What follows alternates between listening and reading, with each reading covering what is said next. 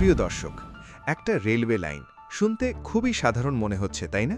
কিন্তু এই একটা রেলওয়ে লাইনের পিছনে লুকিয়ে আছে এমন এক জিওপলিটিক্যাল খেলা, যেখানে রাশিয়া নিজেই চাইছে পাকিস্তান অকুপাইড কাশ্মীর যেন যত দ্রুত সম্ভব ভারতের সঙ্গে মিশে যায়। কারণটা জানলে আপনি অবাক হবেন, এটা ভারতের স্বার্থের থেকেও বেশি রাশিয়ার নিজের বাঁচার লড়াই। রাশিয়ার ডেপুটি প্রাইম মিনিস্টার সম্প্রতি একটা বিবৃতি দিয়েছেন, ইন্ডিয়া থেকে রাশিয়া পর্যন্ত একটা ফর্মিডেবল রেল করিডর তৈরি করার কথা। কেনই তাড়াহুড়ো? আজকের ভিডিওতে আমরা বুঝব কিভাবে একটা রেল লাইন গোটা বিশ্ব রাজনীতির অঙ্ক বদলে দিতে পারে, আর কেন এর মাঝে দাঁড়িয়ে আছে একটাই কাঁটা, পাকিস্তান অকুপাইড কাশ্মীর। আজকের দুনিয়ায় সবচেয়ে বেশি স্যাংশনের চাপে থাকা দুটো দেশের নাম নিলে সবার আগে আসে নর্থ কোরিয়া আর রাশিয়া। অথচ এত রেস্ট্রিকশন, এত ফিনান্সিয়াল আইসোলেশনের পরেও এই দুই দেশের অর্থনীতি এখনও দাঁড়িয়ে আছে। কিভাবে? উত্তরটা লুকিয়ে চীনে।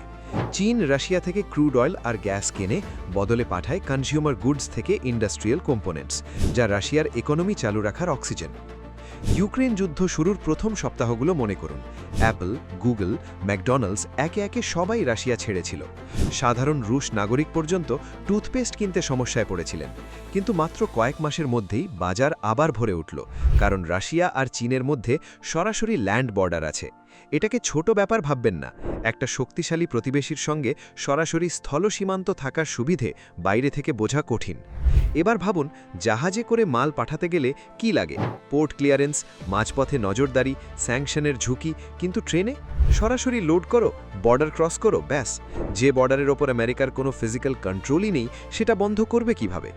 প্রিয় দর্শক, এই ধরনের গভীর জিওপলিটিক্যাল অ্যানালিসিস যদি আপনার ভালো লাগে, তাহলে এখনই ভিডিওটি লাইক করে চ্যানেলটি সাবস্ক্রাইব করে রাখুন, কারণ এর পরের অংশটা আরও চমকপ্রদ। রাশিয়া চীনের মধ্যে রেল, রোড, এমনকি অয়েল গ্যাস পাইপলাইন পর্যন্ত আছে, কিন্তু ভারতের সঙ্গে রাশিয়ার এই ধরনের কোনো ডিরেক্ট কানেক্টিভিটি নেই। ফলে ভারত চাইলেও স্যাংশনের ইকোসিস্টেম পুরোপুরি বাইপাস করতে পারে না। এখানেই রাশিয়া একটা সলিউশন সামনে এনেছে, ইন্ডিয়া পর্যন্ত রেল করিডর, এবং রুট কোন দেশ দিয়ে যাবে তা নির্ধারে ভারতের মতকেই প্রাধান্য দেওয়া হবে বলে তারা জানিয়েছে।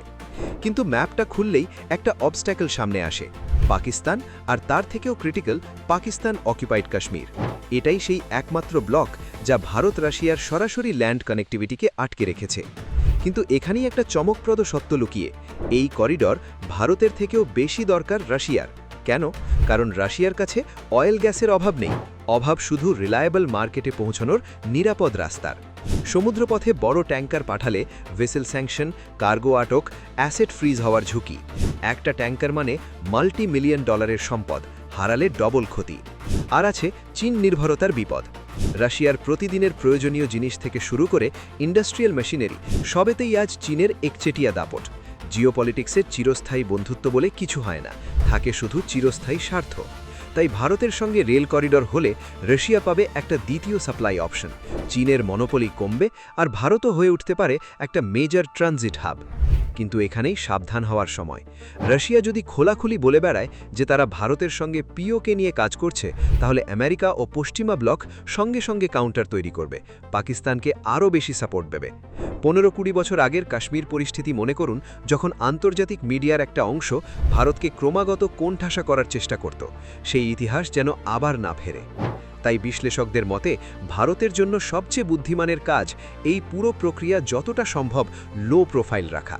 কারণ একবার আন্তর্জাতিক শক্তিগুলো এই খেলায় প্রকাশ্যে জড়িয়ে পড়লে পাকিস্তান হিউম্যান রাইটসের নামে আবার আন্তর্জাতিক মঞ্চে কান্নাকাটি শুরু করবে। প্রিয় দর্শক, একটা রেলওয়ে লাইন কিভাবে গোটা অঞ্চলের ভূ রাজনীতি বদলে দিতে পারে, সেটা আজ আপনারা দেখলেন। এই বিশ্লেষণ কেমন লাগলো কমেন্টে লিখে জানান, সঙ্গে লিখুন জয় হিন্দ। ভিডিওটি শেয়ার করে আরও মানুষকে এই সত্যিটা জানার সুযোগ দিন। ধন্যবাদ।